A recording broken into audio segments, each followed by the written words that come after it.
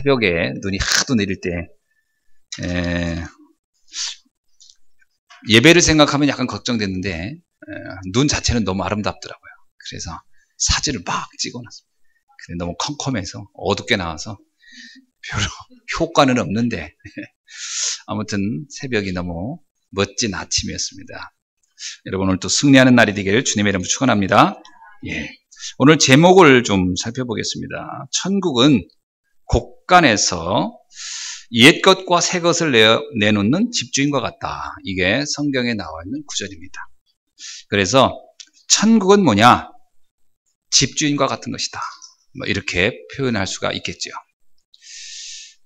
천국을 이렇게 설명을 해놨기 때문에 아마 여러분 중엔 도대체 천국이 뭐란 말이냐 이렇게 이해가 어려울 수도 있을 겁니다. 오늘 말씀을 듣는 중에 예수님이 도대체 무슨 말씀을 하려고 이 말씀을 했는지 그것이 깨달아질 뿐만 아니라 그걸 지식으로만 알면 안 되죠. 그것이 실제로 나를 두고 하신 말씀이구나. 아멘이죠? 이게 나에게 주시는 말씀이구나. 이렇게 좀 깨달아지는, 그래서 이 말씀이 언약으로, 언약이란 말은 계속 들어봤죠? 언약이 뭐예요? 하나님과 나와 계약을 체결한 것이다. 그러니까 언약은 언약 당사자가 있잖아요. 그러니까 말씀을 가지고 하나님이 나와 이렇게 1대1로 계약서를 쓴 것처럼 나에게 주시는 약속의 말씀이다. 그렇게 믿어져야 합니다. 아멘이죠? 그러니까 우리들에게 주는 말씀이구나. 이거 가지고도 잘 체험 못해요. 꼭 집어서 나에게 준 말씀이구나. 이렇게 믿어져야 돼요. 말씀을 들을 때 이 시대에 놓고 한 말씀이구나. 근데 그건 나하고는 사실 상당 별로 없어요. 이 시대에 준 말씀은 나하고 무슨 상관이 있습니까? 우리들에게 준 말씀. 이것도 사실은 좀 들어가 보면 별 효과 없습니다. 나에게 주신 말씀. 그렇게 깨달아진 날이 되어야겠습니다. 아멘? 그렇죠? 그래서 학교에서 선생님이 이렇게 아이들 앉혀놓고서 어떤 중요한 말씀을 하잖아요. 훈계의 말씀. 근데 학생들이 들을 때 우리들 보고 들으란 얘기구나. 그 학생은 안 변합니다. 근데 나에게 준 말씀이구나. 이렇게 될 때부터 그 학생은 그 말씀이 살아서 역사하기 시작합니다. 맞아요? 안 맞아요? 네. 그러니까 여러분 자녀가 이렇게 얘기하는데 뭐라 하냐면 오늘날 이 시대의 젊은이한테 하는 얘기구나. 이렇게 만약에 자녀가 들으면 어떻게 돼요?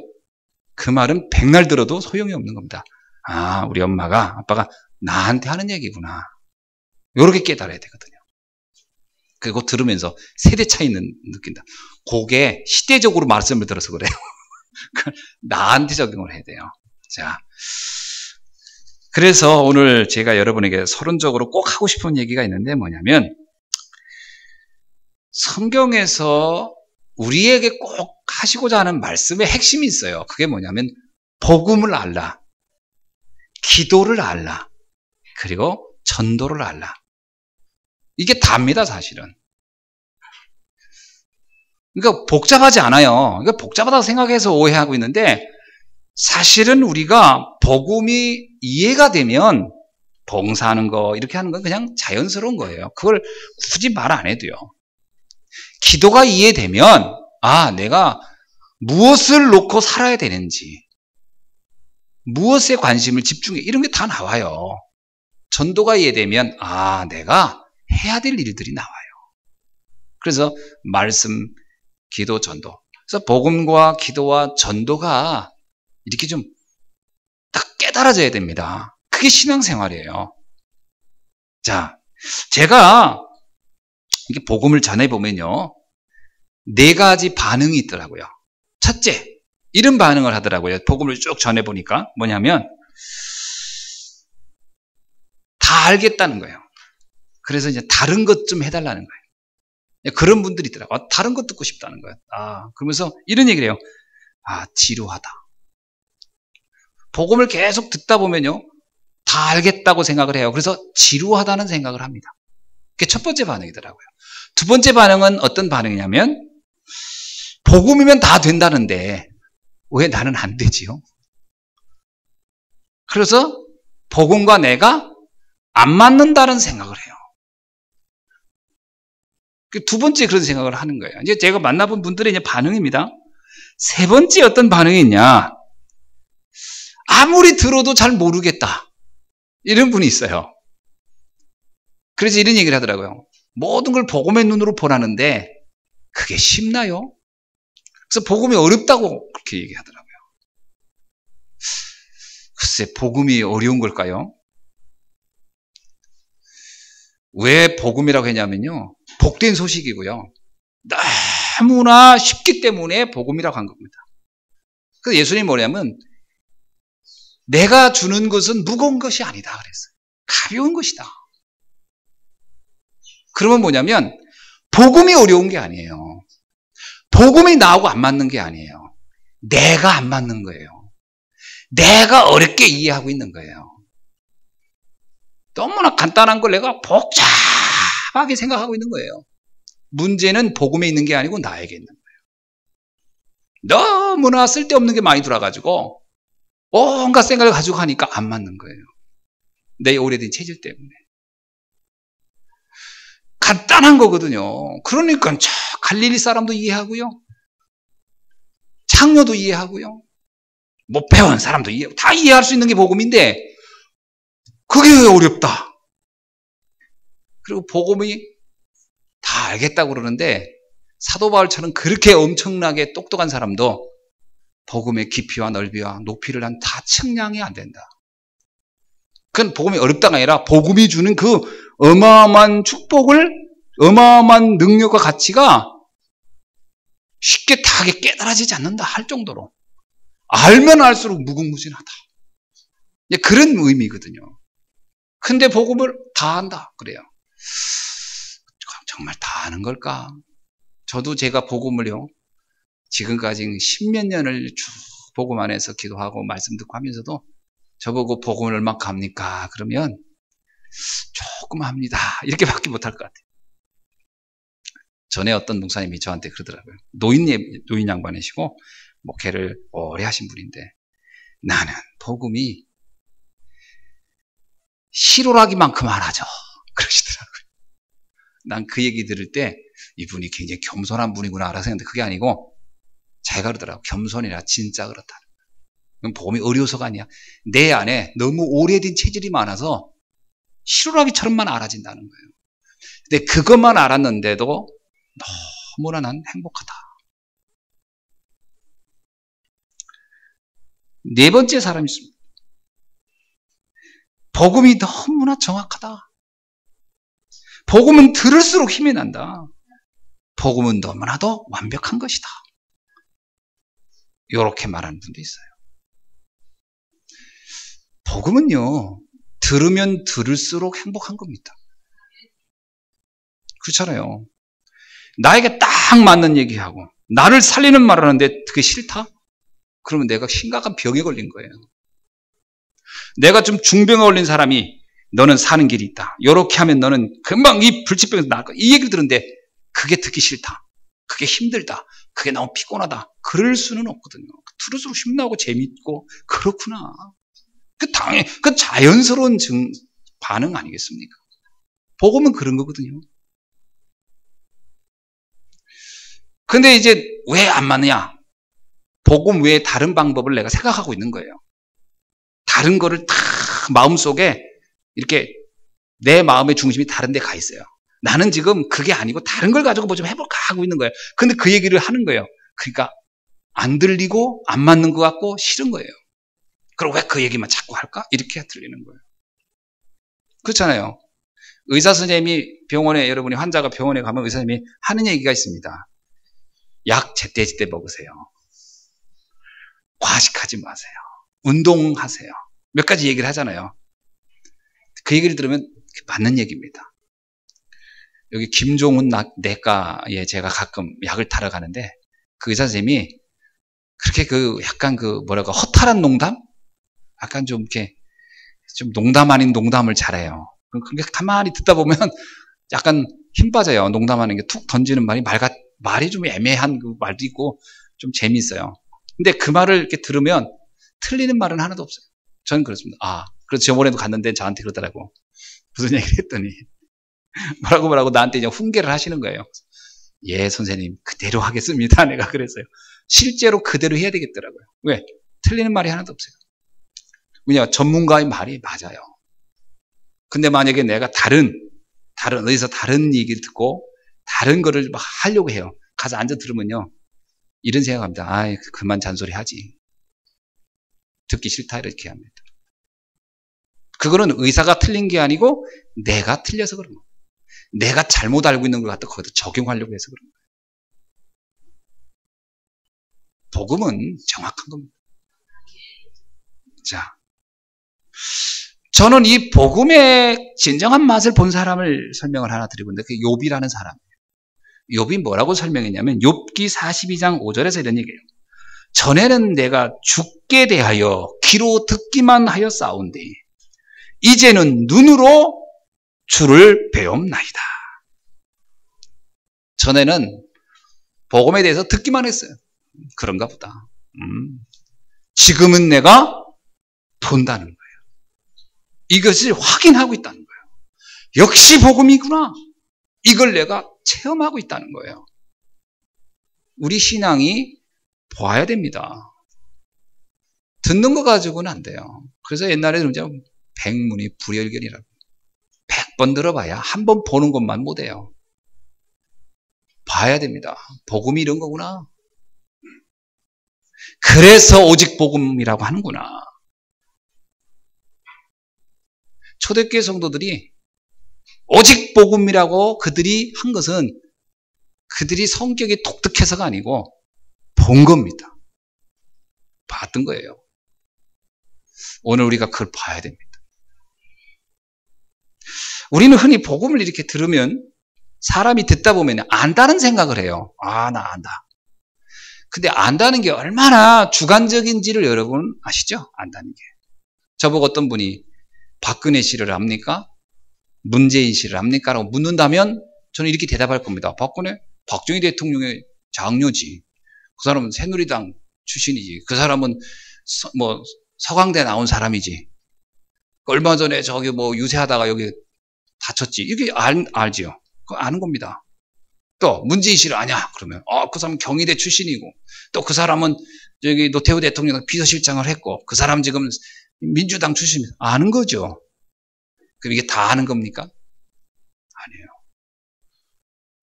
이거는 껍데기만 아는 거예요. 여러분 저를 알 겁니다. 그러나 나를 아는 사람이 또 주변에 있어요. 주변에서 나를 아는 것과 여러분이 저를 아는 것과 저희 가족이 저를 아는 것과 다 다릅니다. 아는 것이 다 다르죠. 강도가 다르고 깊이가 달라요. 이해의 폭이 달라요. 우리가 복음을 안다 할 때요, 자칫 잘못하면 껍데기만 알고 안다라고 착각하는 수가 있어요. 그 아니까 더 이상 듣기 싫다 이렇게 얘기하는 경우가 있을 수 있겠죠. 아닙니다. 깊이 들어가 봐야 돼요. 그러면 내가 알다고 하는 것이 잘못 알고 있는 게 많았구나. 안다고 한 것이 이렇게 껍데기만 알았구나. 그게 깨달아져야 되죠. 조금 이렇게 좀 머리가 팍팍 돌아가고 이런 사람들이 가장 큰 문제가 뭐냐면 복음을 껍데기만 알고 다 안다고 착각하는 거예요. 왜? 머리가 너무 잘 돌아가니까. 진짜는 체험도 해보지도 않고 진짜는 맛도 본 적도 없으면서 안다고 착각을 하면 안 돼요. 그 맛을 보기까지는 유보해야 돼요. 유보해야 됩니다. 감히 안다 모른다 이 말을 하면 안 돼요. 그래서 바울이 그러잖아요. 나는 얻었다 함도 아니요 가졌다 함도 아니라. 난 복음에 대해서 뭘 이렇게 딱히 난 말 못하겠다. 그런 자세로 복음을 대해야 되죠. 아멘. 그래서 이 말씀을 들을 때마다 늘 처음 듣는 심정을 가지고 듣는 게 가장 좋습니다. 가장.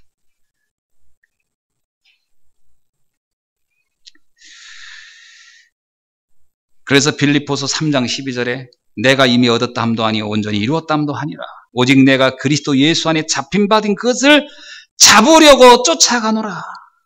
빌립보 감옥에서 한 말이죠. 그것을 쫓아가노라. 에베소 3장 19절에서 바울이 이렇게 말합니다. 그 넓이와 길이와 높이와 깊이가 어떠함을 깨달아 하나님의 모든 충만하신 것으로 너희에게 충만하게 하시기를 구하노라. 그 복음의 어마어마한 세계를 통해서 내가 그 세계를 충만히 알기를 원하고 여러분도 알기를 원한다. 이런 말을 하는 거거든요. 오늘 이 축복이 여러분에게 임하시길 주님의 이름으로 축원합니다. 자, 이렇게 볼 때 세 가지 맛을 제대로 알아야 합니다. 세 가지 맛을. 첫째가 뭐냐? 복음의 맛을 알아야 돼요. 복음의 맛이 뭡니까? 복음의 맛. 그러면 복음의 맛이 뭐죠? 예수는 그리스도입니까? 사실은 그렇게만 하면 아닙니다. 복음의 맛은 근본 문제를 이해해야 돼요. 근본 문제를. 인간의 근본적인 문제가 뭐지? 하나님을 떠났다라고 하는 것은 하나의 성경의 기록의 명제지만 떠남으로 생긴 결과들을 우리가 알아야 됩니다. 그래서 인간이 다 혼돈, 공허, 흑암이에요. 방황하는 겁니다. 왜 사람이 방황하는지 아시죠? 하나님 떠나서요. 그래서 뭔가를 잡지 않으면 안 돼요. 저는 사람들이 공산주의나 사회주의에 확 빠져드는 것도 이 공허함을 채워보려고. 인간이 다가오는 재앙과 불행이 혹시 사회적인 제도적인 문제가 아닐까? 그래서 고민하면서 그걸 만들어낸 거예요. 사상을. 그걸 탁 잡아본 거죠. 잡아봤는데 70년 해보니까 허당이었던 거예요. 아니었어요. 근데 지금도요, 많은 청소년들은 그게 빠져듭니다. 많은 정교조 교사들이 아이들을 그 얘기를 자꾸 가르치고 있다고 저는 생각되는데, 이유는 저는 그들이 틀렸다고, 그들이 내가 이해가 안 된다 이런 게 아닙니다. 근원적인 혼돈, 공허, 흑암의 문제를 그걸 해결하는 법을 모른다면 사람은 뭔가를 잡게 돼 있는데 그들은 사상을 잡은 거죠. 그래서 이게 좀 똑똑한 사람들일수록 사상을 잡습니다. 하나님 떠난 상태의 문제를 해결하려고 잡는 게 사상을 잡아요. 어떤 사람은 돈을 잡고요. 어떤 사람은 막 명예를 잡거나 출세를 잡으려고 하고. 어떤 사람은 그것도 아니고 저것도 안 되니까 막 우상에 빠져가지고 그걸 잡죠. 왜?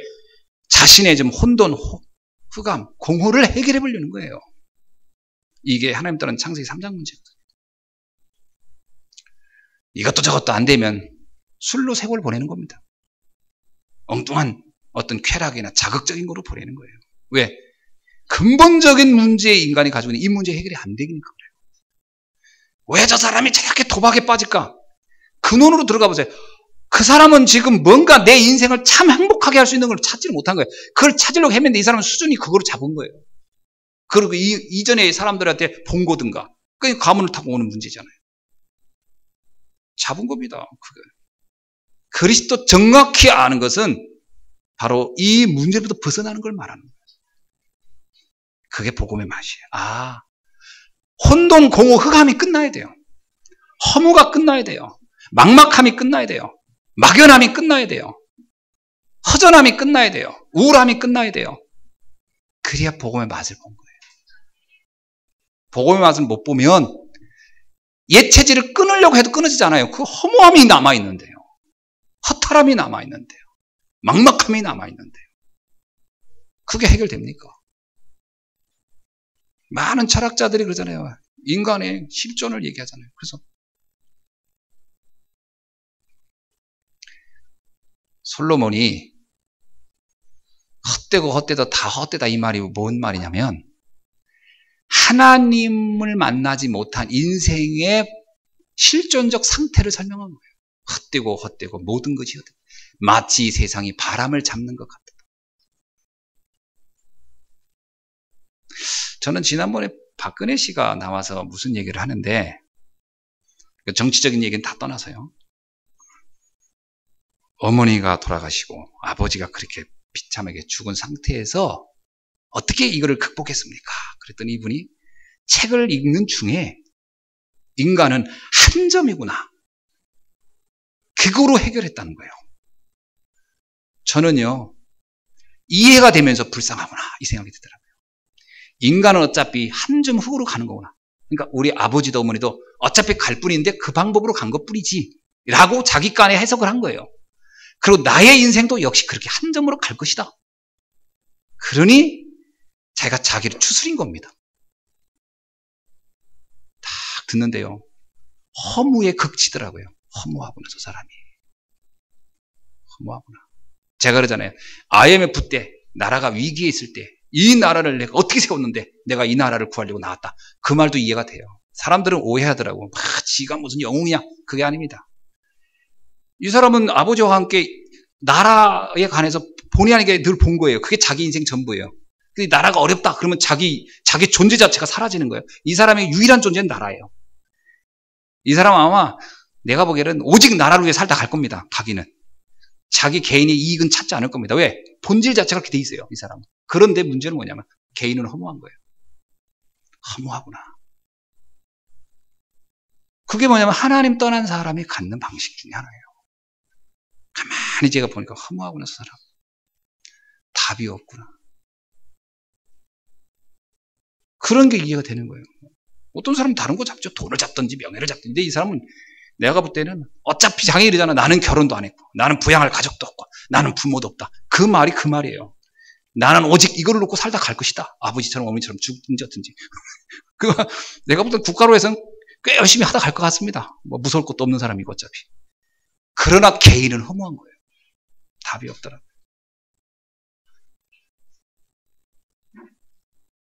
여러분, 복음의 맛을 봐야 돼요.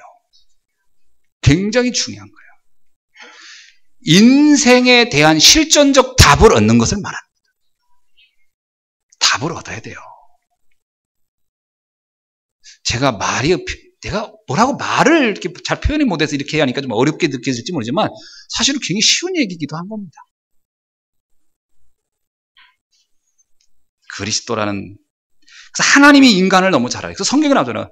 인간의 체질을 너무나 잘 아시는 하나님이, 그래서 인간의 그 허무도 잘 아시는 하나님이, 인간의 공허도 너무나 잘 아시는 하나님이 그 답으로, 내 안에 뻥 뚫린 심정을 채워질 답으로 그리스도를 보내준 거예요.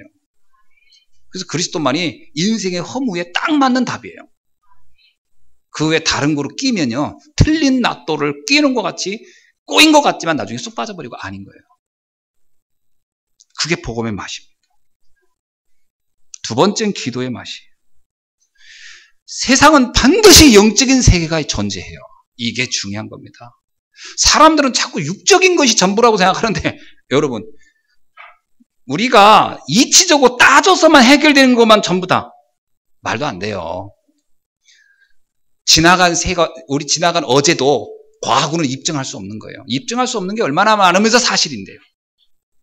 입증되는 것만 사실이다? 말도 안 돼요. 그렇지 않은 겁니다. 특별히 인간은 영적 존재. 누가 뭐라고 해도 인간은 원래 영적인 존재로 태어났어요. 그 영적 존재가 영적 세계를 누리는 방법이 기도예요. 기도를 막연하게 오해하는 경우가 많아요. 그게 뭐냐면 영적인 세계, 하나님을 인식하지 못한 사람은, 복음을 인식하지 못한 사람은 사실 기도를 절대 이해 못합니다. 누가 말하게도. 복음이 이해되지 못한 사람은 기도를 해도 그건 기도 행위든지 귀신과 접하는 것이지 하나님과 하는 것이 아닙니다. 복음이 이해되어야 기도가 이해돼요. 그래서 복음이 이해되면 기도가 이해되는 겁니다. 그 기도의 맛을 그때 보는 거예요. 아, 이렇게 하나님이 역사하는 거구나. 신앙생활하면서 기도 맛을 못 봤다는 얘기는요, 신앙의 그 엄청난 세계에 엄청난 영역을 뚝 지금 모르고 있는 거예요. 복음을 머리로 알고서 기도의 맛도 모른다. 그럼 복음 거의 맛을 못 보고 있다고 봐야 돼요. 진짜로는 복음이 이해되면 기도가 이해돼야 됩니다. 그렇구나. 이야, 하나님의 능력과 영이 이렇게 역사하는 거야. 천사가 있다는 것이 이런 거구나. 성령의 역사라는 것이 이런 거구나. 그래서 영적 싸움이라는 게 이해됩니다. 이건 싸움을 하는 겁니다. 여러분, 우리가 이러거든요. 하얀 복음 아는데 왜 이런 문제가 계속 집안에 일어납니까? 영적 싸움을 할 줄 몰라서 그래요. 영적 싸움 할 줄 몰라서. 기도는 죽어도 안 하는데 영적 문제가 끊깁니까? 그게 뭐냐면 나는 구원을 받는데 영적 문제는 해결이 안 돼요. 잘 이해하셔야 돼요. 진짜 복음이 이해되면 그거를 기도로 누리고 있을 때 흑암이 꺾인다고 봐야 돼요. 성령의 내주는 믿을 때 돌아요. 그러나 성령의 역사는 차원이 달라요. 무슨 말인지 이해가 되나요? 내가 영접해서 하나님 자녀가 되는 건 쉬워요. 왜? 믿는 순간 되니까. 그러나 우리 가정에 드리워지는 어둠, 흑암이 꺾이는 것은 내가 영접한 것 가지고 되지 않아요. 영적 전쟁을 시작할 때부터 돼요. 영적 전쟁을 안 해요. 성도들이 거의. 그리고 뭐라고 하냐면 왜 안 되냐고 그래 나는. 안 되는 게 아니에요. 하고 있질 않아서 그런데. 사단은 계속 공격하는데 나는 아무 대책 없이 있는 거예요. 무대책으로. 그럼 무슨 얘기만 나는 하나님 자녀인데 나는 하나님 자녀인데. 그게 어떻다는 거예요. 싸워야지. 왜? 하나님의 자녀가 되는 권세를 주셨다 그랬잖아요. 권세를 사용하지 않고 있는데. 죽었다 깨어나도 권세는 사용하지 않는데. 이걸 사용해야 되는 거예요. 기도의 맛. 제가 왜 여러분에게 이 말을 할 수 있느냐? 여러분은 기도라고 하는 이 무기를 사용할 수 있는 사람들이기 때문에. 아멘. 복음이 이해 안 된 분들은요, 이 말을 아무리 얘기해도 그건 공허한 메아리일 겁니다. 왜? 이해가 안 되니까. 복음이 이해됐다면 기도를 활용하셔야 돼요. 그래서 예수님이 제자들에게 복음 설명하고 기도를 막 가르쳐 주잖아요. 기도는 이렇게 하라. 기도는 제발 좀 이렇게 하라. 기도해야 되지 않냐. 막 주기도문 알려주시고요. 기도 안 했더니 막 돌 던지고 막. 예수님이 제자들한테 돌 던진 거는 기도 안 할 때에만 던졌어요. 왜? 무너질 거니까. 영적 전쟁하라 그러잖아요. 깨어 근신하라. 싸워라. 대적하라. 아니 대적을 안 하는데 팍팍 넘어지는 거지. 예배가 집중이 안 되고 성공 못 하는 것도요. 사단에게 지금 공격당하고 있는 거거든요. 그건 놓고 기도하셔야 됩니다. 근데 그런 기도 별로 안 하시더라고요. 구원받고 있으면 되는 건가 보다. 아닙니다. 영적 전쟁을 하셔야 돼요. 근데 영적으로 이제 둔해지면은 공격을 당하고 있는데도 몰라요. 내가 공격을 당하고 있는지 어쩐지. 그러다 다 무너진 다음에서야 그랬구나. 그때 기도했구나. 내가 싸웠어야 되는데. 그러니까 이제 너무 많은 걸 손실 보고 다시 회복되고. 그럴 필요가 없는 거예요. 기도하셔야 돼요. 그게 기도 맛입니다. 세 번째가 전도 맛이에요. 전도의 맛이 뭐냐? 이거는 구원이라고 하는 것은 은혜로 단번에 얻는 거지만 축복은 전도라는 걸 통해서 얻는 세계입니다. 아멘. 전도를 해야 축복이라는 것의 맛을 봐요. 우리가 축복받고 싶다 이런 얘기 하잖아요. 그럼 전도하시면 돼요. 전도하면 거기에서 모든 만남, 모든 문 다 열립니다. 그래서 전도의 맛을 보라는 거예요. 성도들이 전도의 맛을 못 보니까 진정한 의미의 하나님이 숨겨진 미래 경제, 숨은 경제 맛도 못 보는 거예요. 전도하셔야 됩니다. 전도는 우리를 하나님이 막 옥죄이려고 만든 게 아니에요. 우리를 힘들게 하려고 한 게 아니에요. 우리를 막 이렇게 막 시달리게 하려고 한 게 아니에요. 축복을 누리는 길이었어요. 그게 하나님의 어마어마한 세계의 축복을 누리는 통로입니다. 전도를 누리기를 주의 이름으로 축원합니다. 그래서 영생옥교로 작정된 사람들, 특별히 제자의 만남의 맛을 봐야 돼요. 제자를 만나봐셔야 돼요. 여러분 살다가 지금까지 제자 한 번도 못 만난 분들 있죠? 제자가 어디 있어요? 내 제자가. 그게 인생의 가장 중요한 축복을 못 보고 있는 거예요. 저번에 캄보디아 갔는데 누가 그러더라고요. 농담을. 캄보디아 살면서도 두리안을 못 먹은 사람도 있겠지? 캄보디아 살면서도 망고 못 먹는 인간도 있을 수 있어. 내가 그런 겁니다. 자기가요, 누려야 할 모든 축복을 하나님이 다 주셨는데 내가 관심 없어서 못 누릴 수가 있어요. 그걸 이제 성경에서 보면 땅에 묻어둔 사람 보화를 그죠? 달란트 줬는데 땅에다 묻어놓고 나는 뭐 안 돼요. 한 사람하고 똑같은 거예요. 전도의 눈을 여셔야 됩니다. 제자 찾으셔야 돼요. 분명히 숨겨진 제자 있습니다.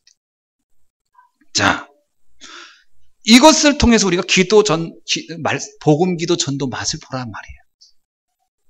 2022년도 뭐 어영부영 하다 보니까 여기까지 왔는지도 모르지만 그것도 열심히 사신 분들도 계시고 대망의 2013년도가 이제 바로 눈앞에 있지 않습니까? 이 맛을 멋있게 보기를 주의 이름으로 축원합니다. 자, 그러면서 오늘 본문의 말씀을 봅시다. 마태복음 13장에 있는 예수님의 천국 비유 마지막 비유입니다. 자, 뭐라고 나왔는지 한번 읽어볼까요? 우리 다 같이 읽어봅시다. 시작. 이 모든 것을 깨달았느냐 하시니 대답하되 그러하오이다. 자, 여러분 이제 천국에 대해서 물어볼게요. 이제 여러분 다 깨달으셨습니까? 여러분도 그러하오이다 이렇게 얘기를 해야 돼요. 천국에 대한 얘기를 이렇게 많이 했는데 모르겠는데요. 그러면 곤란하지. 여러분들 눈빛을 보니까 그러하오이다 라고 대답하는 분이 계시고 잘 모르겠는데요 하는 분도 계신 것 같아요. 자, 51절에 보니까 이제 좀 천국이 뭔지 알겠느냐? 이렇게 물은 거예요. 그러니까 제자들이 예, 좀 알겠습니다. 여러분이 오늘 저한테 예, 목사님 천국에 대해 좀 알겠네요. 이렇게 대답을 해야 정상입니다. 모르겠는데요. 그러면 곤란하죠. 자, 예수님이 천국에 대해 8가지 비유의 말씀을 했어요. 첫째가 무슨 비유였냐? 천국은 마치 옥토에 떨어진 씨와 같다. 그게 첫 번째 비유였어요. 두 번째, 천국은 좋은 씨 가운데 뿌려진 가라지와 같은 것이다. 세 번째, 천국은 가루 서마를 전불게, 천국은 나중에 엄청나게 큰 나무가 된 작은 겨자씨와 같다. 네 번째, 천국은 가루 서마를 전부 부풀게 하는 누룩과 같다. 다섯 번째, 천국은 자기 소유를 다 팔아 감춘 부하를 소유하는 농부와 같다. 여섯 번째, 천국은 값진 진주를 발견하고 그 진주를 어떻게든지 소유하려는 장사꾼과 같다. 일곱 번째, 천국은 그물로 물고기를 잡아 구분하는 어부와 같다. 그리고 여덟 번째, 천국은 곳간에서 새 것과 옛 것을 가져 나오는 집주인과 같다. 이제 천국 이해되셨습니까? 천국을 옥토 같다, 겨자씨 같다, 그 다음에 가라지 같다, 누룩 같다, 농부 같다, 장사꾼 같다, 어부 같다, 오늘은 집주인 같다 이렇게 했어요. 8번째 비유입니다. 8가지 비유를 보면서 저는 3가지로 공통적인 특징이 있더라고요. 제가 개인적으로 가만히 읽어보니까. 그래서 제가 이 마태복음 13장을 여러 번 한번 읽어봤어요. 무슨 공통점이 뭐지? 했더니 첫째 공통점이 이거 나오더라고요. 뭐냐면 천국은 아주 조용히 작게 시작하지만 아무도 막을 수 없는 어마어마한 결과를 가지고 있다. 아멘. 천국은 아주 처음에는 조용히 작게 시작해요. 그런데 아무도 막을 수 없는 어마어마한 결과를 갖다 준다. 자, 그럼 여러분이 지금 천국을 누리기 시작하면 어떻게 됐어요? 시작을 서서히 해도 결과가 엄청나겠죠. 그러니까 시작에서 속으면 안 되겠죠. 우리의 가정, 내가 뭐 이거 변하겠나? 아닙니다. 엄청난 변화가 일어나겠습니다. 두 번째 특징이 있어요.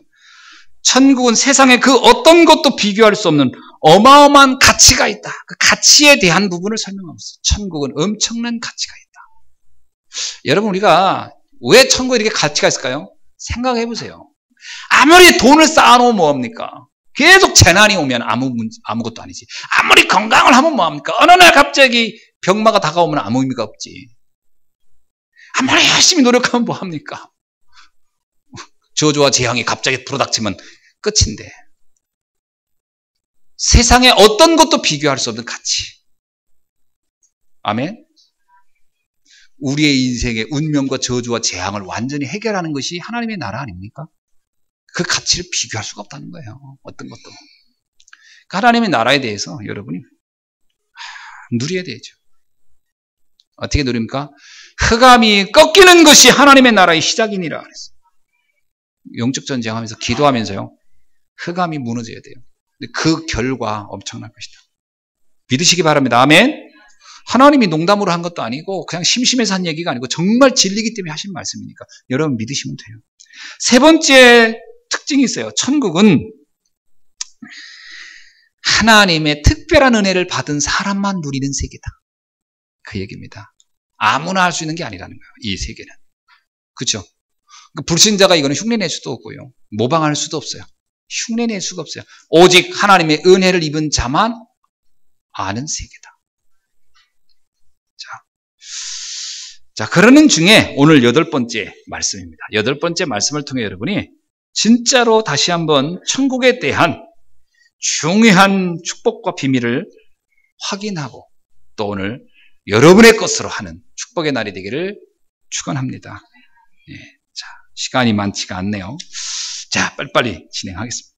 첫째입니다. 뭐냐? 52절 한번 볼까요? 자, 52절에.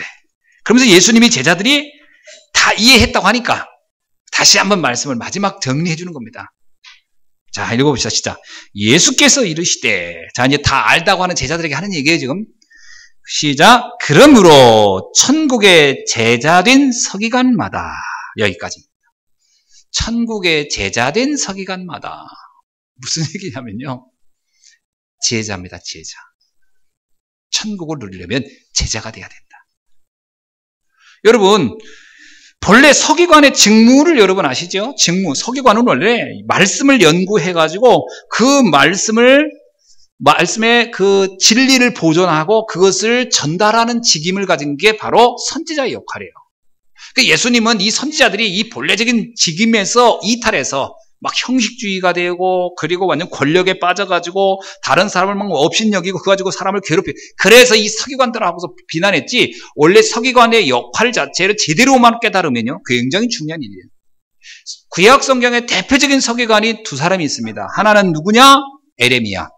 또 한 사람이 누구냐? 에스라입니다.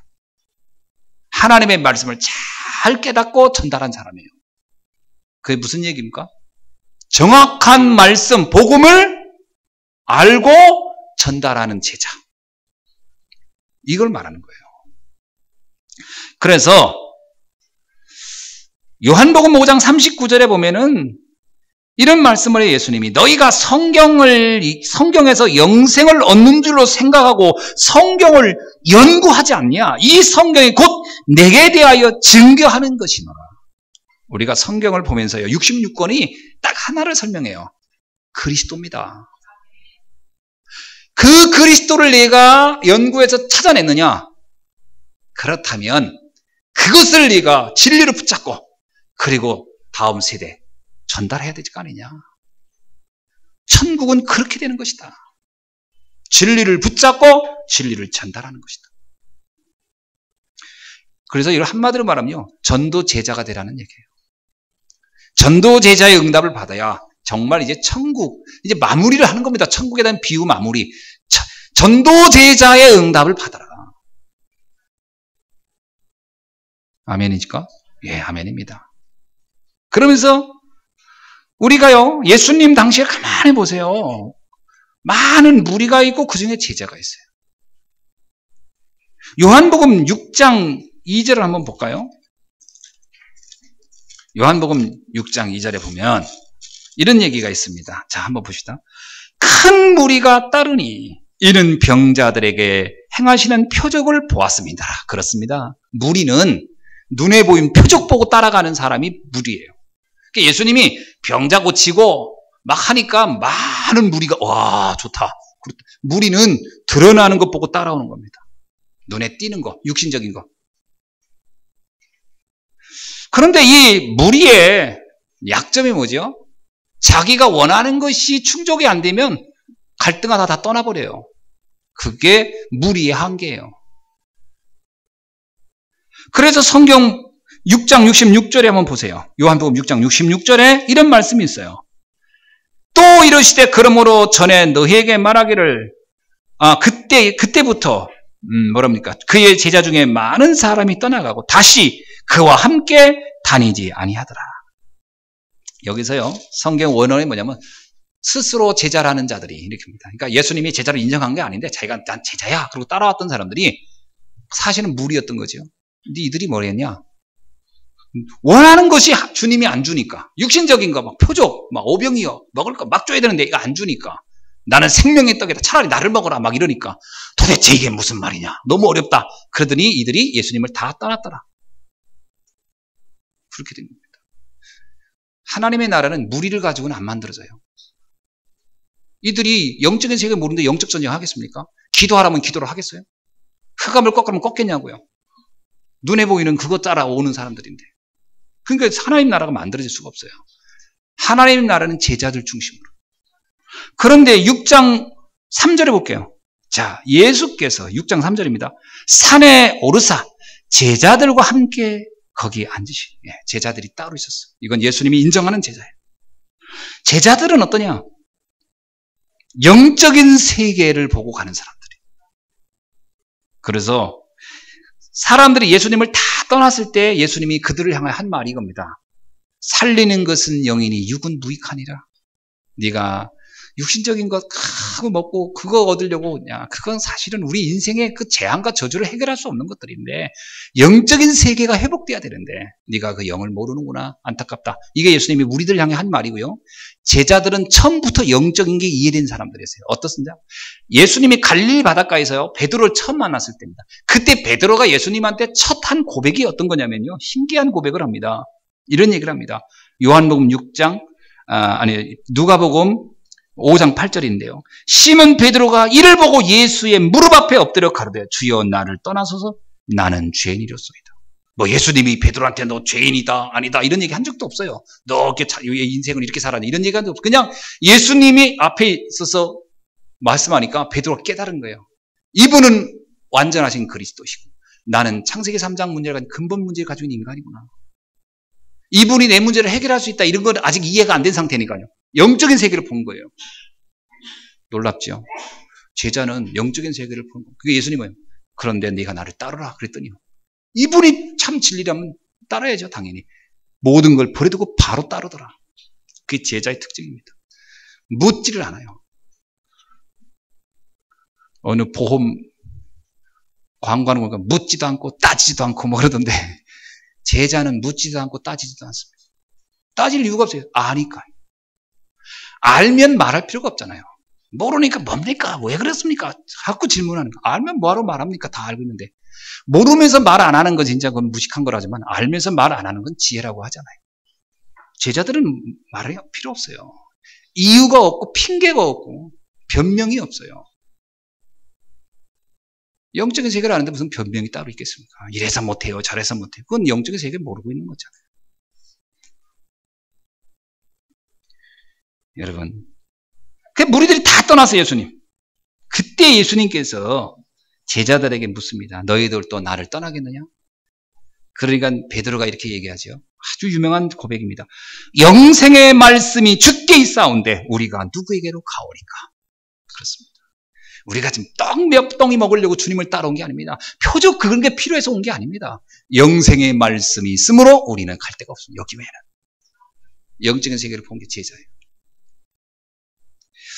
여러분, 제자는 현실과 말씀 사이에서 뭘 선택합니까? 언제나 말씀을 선택해요. 무리는 현실 문제와 말씀 사이에 있으면 뭘 선택하냐면 현실 문제를 선택합니다. 무리는 문제를 선택하고 현실적인 거, 제자는 말씀을 선택합니다. 그래야 하나님의 나라를 누릴 수가 있고요. 하나님의 나라를 만들 수가 있어요. 왜냐? 하나님의 나라는 영적인 세계의 싸움으로부터 시작된 건데. 그래서 영의 눈이 열려야 하나님의 나라가 누려. 예수님이 그 얘기하는 거예요. 마태복음에서. 내가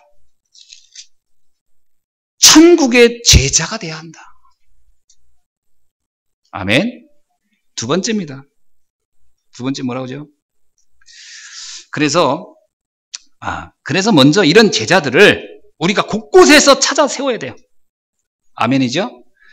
진짜로 영적인 세계가 눈이 여러분 떴다면 이런 사람을 분명히 하나님은 현장에 숨겨놨어요. 그들을 찾아서 세워야 돼요. 이게 하나님 나라를 세우는 가장 빠른 지름길이죠. 여러분, 그래서 오늘 우리가 혹시 이거 들어보셨습니까만 300명의 영접 이런 얘기를 해요. 300명을 영접운동 해보자. 300명을 복음 제시. 왜 그러냐면 보편적으로 평균상 한 사람이 정상적인 생활을 했을 경우에 인간관계가 보통 한 300명 정도 된다고 그래요. 그러니까 여러분이 핸드폰 번호를 한번 쭉 보면 보통 평균적으로 은둔해서 살지 않았나 한. 근데 여러분 산속에 은둔해 사는 스님들도요. 전화번호에는 수백 명 있어요. 그러니까 그렇지도 않은 우리면 내 핸드폰에 300명 이상은 있는 거예요. 그러면 그들을 하나님이 왜 나를 만나겠겠느냐. 복음 전하라고. 그 복음 전하는 영적 답을 주라고. 그게 바로 하나님 나라를 세우는 방법이에요. 예수님이 그 얘기예요. 이런 숨어있는 제자를 찾아서 복음 전하라. 그게 하나님 나라, 천국을 만드는 가장 빠른 지름길입니다. 지금 이제 천국의 마무리 단계에서 하시는 말씀입니다. 저도 오늘 마무리를 하는 거예요. 여러분이 알고 있는 주변 사람들, 여러분이 복음 전하자는 누가 전합니까? 옆에 짜장면집 배달하는 직원이 가서 전합니까? 우리가 전해줘야 돼요. 아멘? 근데 현장에 복음 들을 자가 있겠습니까? 없겠습니까? 반드시 있어요. 그걸 우리에게 역사적으로 보여줬어요. 이세벨이 선지자들을 다 죽였어요. 그리고 나서 또 엘리야도 죽이려고 막 공격했어요. 엘리야가 너무 겁을 먹어서 도망갑니다. 그러니까 엘리야가 뭐라고 하냐면 하나님 이 땅에는 저밖에 없어요. 끝까지 믿음 지키는 사람이 나밖에 없네요. 엘리야가 그럽니다. 그리고서 너무 낙심돼서 죽으려고 했던 거 아시죠? 근데 그때 엘리야에게 하나님 뭐라고 하냐면 야 착각하지 마. 여기에 하나님을 섬기는 사람, 믿음을 지킨 사람이 7,000명이나 있느니라. 그래서 엘리야가 이거 7,000명을 찾아내도록 했어요. 있습니다.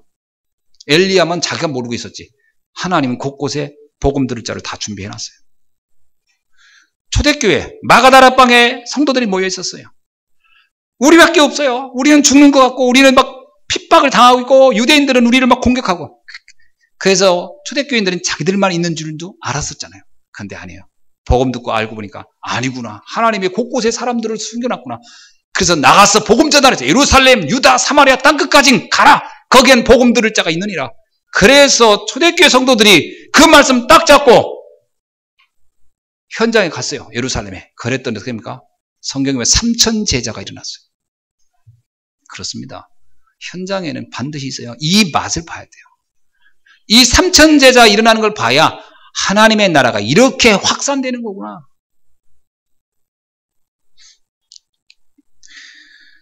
우리가 왜 다른 문화권에 가서 복음 전합니까? 가서 보면요. 복음이 아니면 안 되겠다라는 생각을 너무 많이 느껴요. 이 사람들 복음 없어서 이렇게 엄청나게 사는구나. 근데 복음을 전하면요. 바뀌어요. 삶이. 다 바뀌어요. 그걸 더 피부로 느껴요. 야, 복음 들어가니까 바뀌어요. 우리나라도 마찬가지예요. 옛날에 우리나라 복음 들어오기 전에 어떻게 살았어요? 이런 농한기에 뭐 했어요? 매일 뒷방에 앉아가지고 노름만 했어요. 농한기에는 노름하는 게 일이었어요. 맨날 막걸리 먹고 눈에서 허연물 나오도록 마시고 돈도 없으면서 보릿고개도 넘지 못하면서 옛날부터 이 마실 술은 또 있었더라고. 굶주리면서. 그러면서 나라가 다 무너져요. 맨날 가난, 저주 벗어나지 못했잖아요. 복음 들으면서요. 흑암이 꺾이니까 나라의 전체 운명이 바뀌었어요. 그게 하나님 나라예요. 복음 전해야 됩니다. 그때 당시 우리는 얼마나 유교에 찌들었어요. 다 제사 지내는 사람만 있었고요. 누가 저 복음을 듣겠냐. 제사 지내지 말라는 말을 누가 순종하겠냐. 천만의 말씀. 복음 전해보니까 들을 자가 다 있었어요. 다 있는 겁니다. 없을 것 같습니까? 그건 우리 불신앙이지. 있어요. 우리가 모슬렘권 가면 복음 안 들을 것 같죠? 모슬렘권. 없을 것 같죠? 모슬렘들 막 목숨 걸고 하는 것 같죠? 천만의 말씀입니다. 여러분 선교사, 서양 선교사님 보고 듣고 우리가 모슬렘권 역사하는 거 들어보잖아요. 그러면요. 그 사람들 복음 딱 듣고요. 바로 종교 바꿉니다. 자기 죽기도 하고 그러잖아요. 목숨 그 사람들은 종교를 바꾼다는 것은 생명을 거는 거예요. 그런 일들이 비일비재합니다. 숨겨놓은 제자 어디는 다 있어요. 없다는 우리의 착각의 문제지. 천하 안에 있겠어요, 없겠어요? 있습니다. 그걸 찾아내는 것이 하나님의 나라. 자, 두 번째가 뭡니까? 두 번째, 한번 더 시작. 마치 새 것과 옛 것을 곳간에서 내오는 집주인과 같으니라. 뭡니까? 천국은 새 것과 옛 것을 곳간에서 내오는 집주인과 같아요. 여기서 새 것은 신약 성경을 말하고요. 옛 것은 구약 성경을 말하는 겁니다. 무슨 얘기죠? 말씀으로 하나님의 나라는 세워가는 겁니다. 우리의 열심, 우리의 노력, 우리의 의로움, 우리의 성실함, 우리의 지식, 천만에 하나님 나라는 그렇게 만들어지지 않아요. 하나님의 나라는 말씀이 전해져야 만들어지는 거예요. 그래서 마치 여기서요, 오래된 그릇, 오래된 것, 옛 것과 새 것을 가지고 나오는 집주인 같다는 거예요. 무슨 얘기냐? 성경에서 말하는, 구약에서 말하는, 신약에서 말하는 복음의 핵심을 전하는 사람. 그래야 하나님 나라가 시작된 거예요. 아멘? 다른 것은 하나님 나라 만들어지지 않아요. 절대로 사람의 영혼을 바꿔놓는 거, 사람의 저주와 재앙의 문제, 오래된 체질, 가문에 흐르는 저주를 바꾸는 방법은 다른 어떤 것으로도 안 돼요. 딱 하나, 말씀으로만. 아, 저 집안 너무 안타깝다. 다른 거는 절대 안 돼요. 동정하고 돈 꿔주고 별 다 해도 그 저주와 재앙은 안 돼요. 딱 하나요. 말씀이 들어가야 돼요. 말씀을 넣지 않으면 그 문제는 해결이 안 돼요. 그 말씀은 뭐죠? 복음입니다. 성경이 말하는 핵심 복음을 넣어줘야 돼요. 여러분, 우리가 이것이 답이에요. 그래서 예수님이 마지막에 마무리를 하는 겁니다. 복음을 전하는 제자, 그리고 그 제자가 전달할 내용. 그걸 해야 하나님 나라가 세워지느니라. 오늘 이 답을 우리의 중요한 답으로, 언약으로 붙잡기를 주님의 이름으로 축원합니다. 여러분, 이런 질문을 하는 분이 있을 거예요. 목사님, 저는 너무 힘들고 저희 집은 이렇고 저렇고. 답을 잡지 않아서 그래요. 답을 잡으세요. 그 일은 내가 할 사람이고, 그리고 복음 가진 제자의 응답을 받으면 된다. 그래서 나 한 사람으로 충분합니다. 따라합시다. 나 한 사람으로 저주는 꺾일 수 있다. 아멘? 그렇습니다. 나 한 사람으로 가능한 거예요. 저는 또 이런 얘기하면 죄송합니다만 이거 공개되면 안 되는 얘기긴 한데 모르겠어. 어쩔 수 없어. 우리끼리 하는 얘기니까. 저는 박근혜 씨 이렇게 보면서 무슨 생각이 드냐면요. 그 아버지도 총 맞아 죽었잖아요. 그 어머니도 총 맞아 죽었잖아요. 박근혜 씨도 잘못하면 그 집안의 가문의 영적 문제거든요. 저는 그 생각이 나더라고요. 왜냐면 꼭 무슨 정적이 이런 게 아니라 헷갈려가는 사람도 있거든요. 그게 가문의 영적 문제란 말이에요. 꼭 수단, 방법도 총으로. 그래서 내가 이런 생각이 저거 다른 거는 안 꺾이겠다. 복음 들어야 되지 않겠냐. 괜히 한 인생을 보니까 그 불쌍함이 들더라고요. 특히 대통령이라는 자리가 올라갔다는 얘기는 더 많은 사람이 표적이 될 수 있잖아요. 위험하겠다. 그 생각이 딱 들어서 누군가가 가까이에 복음 전할 수 있는 사람이 있다면 그래야 그 사람의 저주가 끊기지 않겠냐. 복음 전하지 않으면 안 돼요. 복음 가진 한 사람이 있어야 돼요. 여러분 가정과 가문의 재앙과 저주 누가 끊습니까? 복음 가진 여러분만이 꺾을 수 있어요. 그리고 여러분은 충분합니다. 여러분, 지역 복음화, 세계 복음화 뭐로 합니까? 겨자씨 누룩 비유를 잘 생각해 보세요. 작지만 누룩 하나가, 겨자씨 하나가 어떻게 해요? 전부 다 바꾸듯이 나 한 사람으로 다 바꿀 수 있다는 거예요. 그게 하나님 나라의 비밀의 시작이고요. 마지막 결론은 제자 이렇게 말하고 있잖아요. 이사야 60장 22절 말씀을 한번 읽어드립니다. 그 작은 자가 천을 이루겠고 그 약한 자가 강국을 이룰 것이라. 때가 되면 나 여호와가 속히 이루리라. 여러분을 통하여 여러분의 가문을 바꾸내고 여러분을 통하여 여러분이 있는 그 현장의 모든 재앙을 하나님은 바꾸기를 원하고 있습니다. 여러분 대단히 중요한 사람이에요. 아멘. 여러분을 통해 여러분의 가문의 모든 저주 재앙은 다 끝날 거라니까요. 그러니까 내가 이 어떤 정체성을 놓치면 안 돼요. 그냥 어떻게 누군가에 의해서 그래서 저한테 기도해달라는 얘기 하지 마세요. 목사님 저를 왜 기도해 주세요.